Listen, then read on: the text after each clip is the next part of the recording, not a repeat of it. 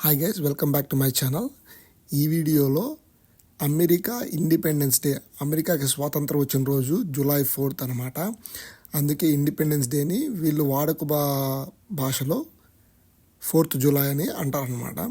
So ఇక్కడ అట్లాంటాలో, Georgia స్టేట్లో ఉన్న అట్లాంటాలో ఈ డ్రోన్స్తో ఇట్లా హ్యాపీ జూలై 4th అని చెప్పి అమెరికా నేషనల్ ఫ్లాగ్లో స్టార్స్ ఉంటాయి, 50 స్టార్స్ ఉంటాయి. 50 స్టార్స్ ఎందుకు ఉంటాయి అంటే 50 రాష్ట్రాలు గుర్తుగా 50 స్టార్స్ ఉంటాయి.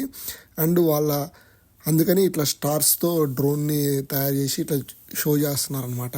ఈ షో చాలా బాగుంది.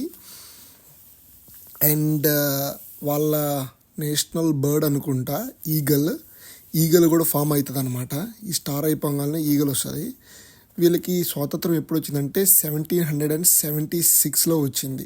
July 4th 1776. అమెరికా అంత పెద్ద దేశాన్ని కూడా బ్రిటిషుల కింద ఉందన్నమాట. సో వాళ్ళకి 1776లో వాళ్ళకి స్వాతంత్రం వచ్చింది. సో ఈ ఈగిల్తో కూడా ఫామ్ చేశారు. డ్రోన్స్ చూడండి, ఈగిల్ని ఫామ్ చేశారు. చాలా మంచిగా అనిపించింది.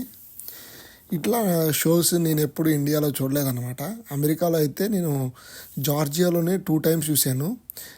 ఇదొకటను ఒక నేషనల్ పార్క్ ఒకటి ఉంటుంది. ఆ నేషనల్ పార్క్లో కూడా షో చూశాను అనమాట. అది కూడా 4th జూలై అప్పుడే. అండ్ ఇది వచ్చేసరికి మారిస్విల్ నార్త్ కేరళలో వచ్చేసరికి బాగా సెలబ్రేట్ చేసుకున్నాము.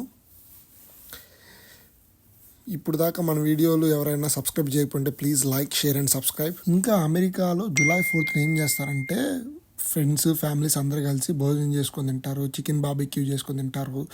ప్రతి టౌన్లో కూడా పెరేడ్ జరిగిద్ది అనమాట. 4th జూలైకి మనకి ఇండిపెండెన్స్ డేకి పెరేడ్ ఎట్లా జరుగుతుంది, ఇక్కడ ప్రతి టౌన్కి పెరేడ్ జరిగిద్ది అనమాట. ఆ పెరేడ్ అయితే చాలా బాగుంటుంది.